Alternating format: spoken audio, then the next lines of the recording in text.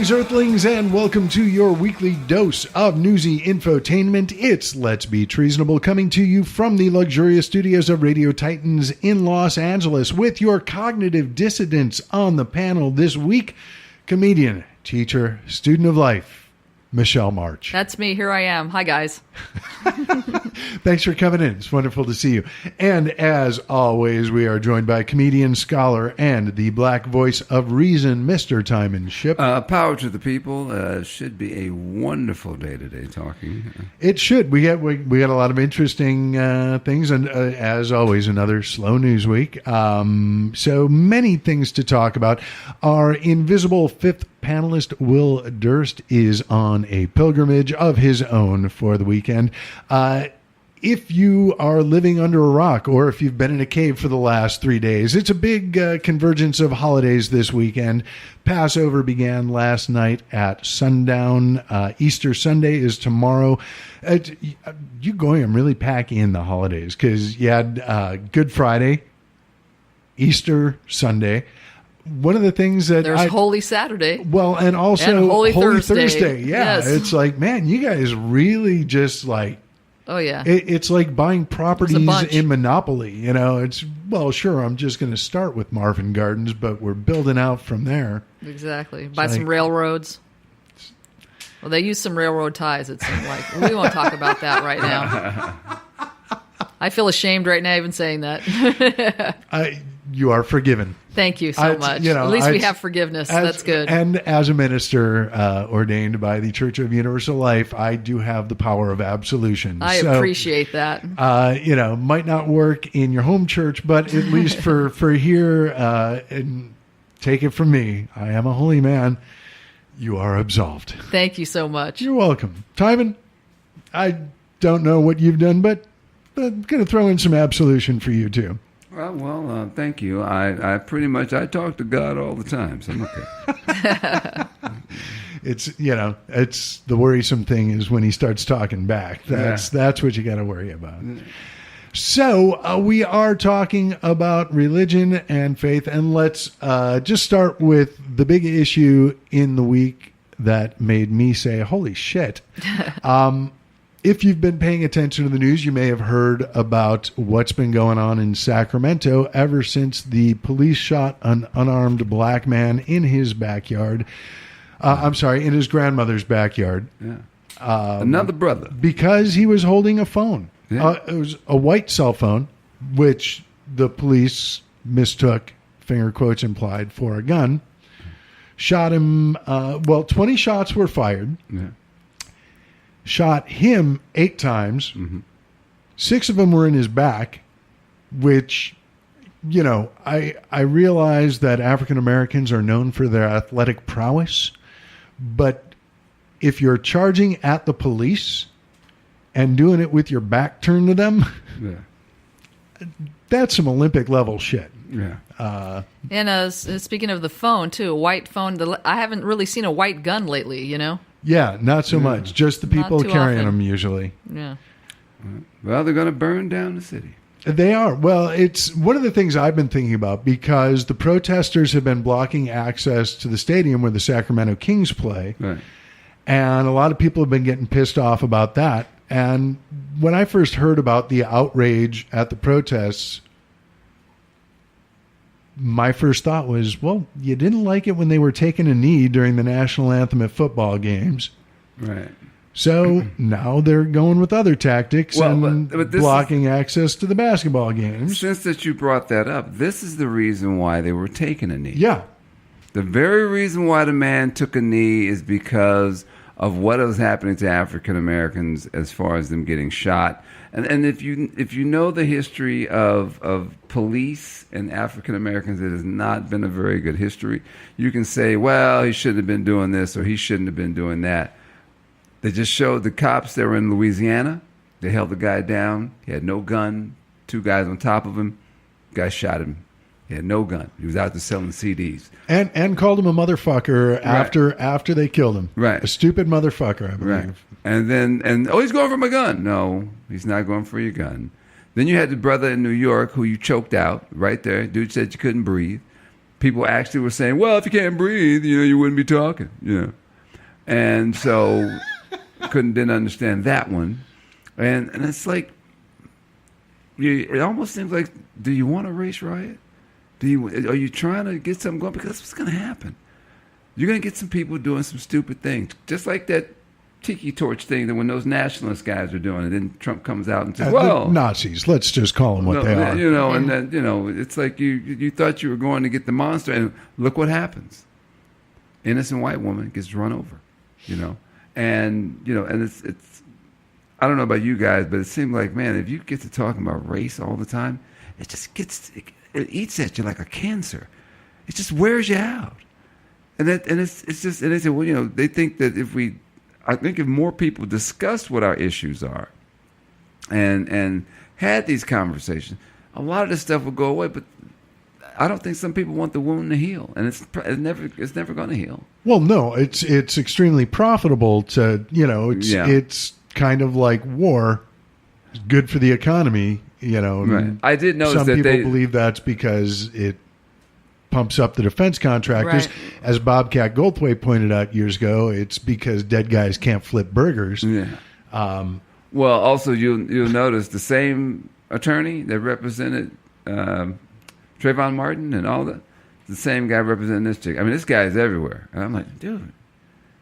There's a Gloria Allred for every cause. I mean, it's like, and that's another thing I see. I mean, it's like somebody's getting paid off of all this. I hate to say it, but someone, with all this tragedy that's happening, it is a tragedy. I mean, I feel for that mother, who's her son gets shot, and everybody says, don't move, you just do what they tell you to do. That's not true. The black dude that was out in Florida who was telling everyone that this guy is telling them that a patient that he had was mentally ill, and they said, don't shoot. They shot him anyway. That's right. I mean, what do you do? The other guy shot some guy, the brother was running away, shot him in the back. And the DA is watching these guys walk away. And you're saying, because a cop says he fears for his life, I fear for my life at work every day. I work for LA County Probation Department. I deal with juvenile criminals. I have pepper spray is all I got. But here's a question. You kind of knew that going in, right? Well, I mean, it's one of those things, because I've worked a lot of office jobs, right? And going into work every day, there was no expectation of having to deal with someone getting violent. There were a lot of Excel spreadsheets, right, but no dealing with violent individuals. Now, if you're going to work in law enforcement, it seems to me, and this is, tell me if I'm just being too rational here, but it seems to me that going into the job, you should kind of have an understanding that potentially dealing with dangerous individuals is part of the job. Yes. So if cops were complaining about having to do Excel spreadsheets, right, I would totally back them on that, because that should not be part of the job. Dealing with dangerous individuals, that's figure in the first two sentences of the job description. Right. But why do we have to deal with that, and also in education, like what's been happening? I mean, technically, you're supposed to go in there, teach the kids. The kids were having a good time. We get a couple of little scuffles here and there, or something in basketball or something. Somebody calls somebody a name, but not like somebody coming in here with an assault weapon, killing everyone, Right. And that guy's been bullied. And then you find out that the guy who's been bullied, that's the one who decides, okay, I've had enough of you guys picking on me. I went to my teachers. You couldn't stop these people I need them to leave me alone. I grew up in the ghettos of East St. Louis, and when I had enough, yes, I set their asses on fire. I did not. I wanted them to leave me alone, and because they wouldn't stop. I've always felt that grade school, and I don't know about you guys, but there are people who are adults who are still dealing with childhood issues that bothered them. And it's almost, I think, that's right. People in the ghetto should get money for growing up in was it I have PTSD. I know I do, from growing up in the ghetto. Right. People never talk about it. But my friend Dr. Lou had made a very good point. He said, hey, man, I got PTSD. I said, I grew up in the ghettos of Oakland. He said, shit. I'm like, yeah, you have a degree. Do you know what I went through? I come from a dysfunctional home, and then I got to go to a dysfunctional neighborhood where they just basically destroyed my self-esteem, my self-confidence, and hell, now you want me to, hey, you should get married and have kids. How come you don't have any kids? How come you're not married? I'm fucked up. I got problems, right, man. I'm not well. And then I still have dreams of just sometimes of wanting to get. I was choked. I remember sleeping with my girlfriend one time, and I was choking her. I didn't want. I was dreaming because I was dreaming of choking Byron, the kid who bullied me all my life. Son of a bitch, Tymon! Oh! Babe, I'm so sorry. I'm sorry. Is it Byron again? Yes, it was Byron. I didn't want to do that, but I mean, it's like I'm still. It's so I'm not giving people an out. Because we have to learn how to sit down and have dinner with our demons. We have to be able to do that in order for us to function in our society.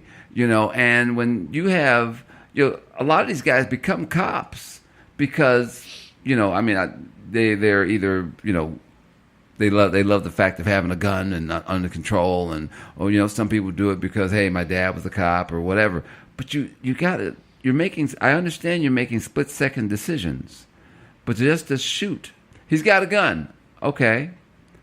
But show me your hands. They do say it. Show me your hands. Did you say that? No. All you heard was, he's got a gun. You can't do that. You got to tell the dude, show me your hands. Well, and one of the other things that's come out is on the body cam video, the police who shot him afterwards said, mute, put your camera on mute. And so there is no sound record of, what happened after.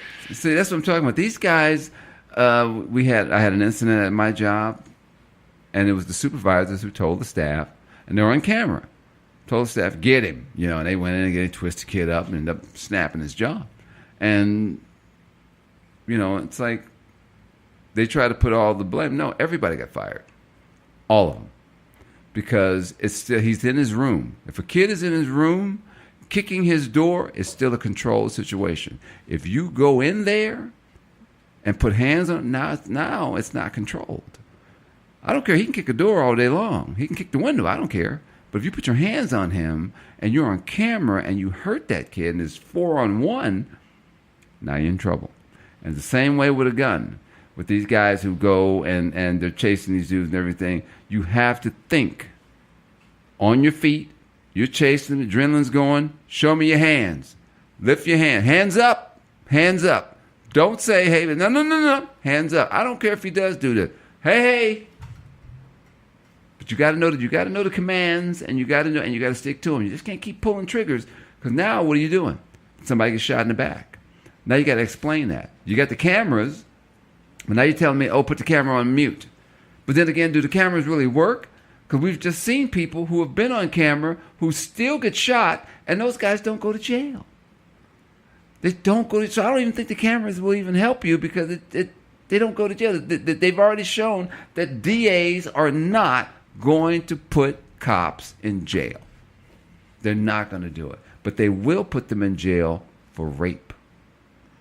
And they got those two cops that were raping those prostitutes. Mm-hmm. Got their ass.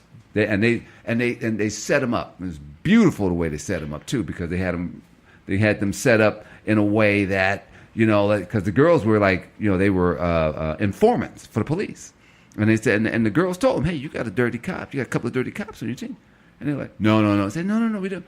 And so they did a surveillance, and they put them on the surveillance, and they watched these two cops and everything. And they were doing it, and they caught them. And I think they got 15, 20 years. That, cops are going to jail, which is right. They should. And they should be going to jail if you make these type of split-second decisions and start blowing people away. Remember the kid in Chicago that was walking away? They said he was acting crazy? Shot him 16 times walking away.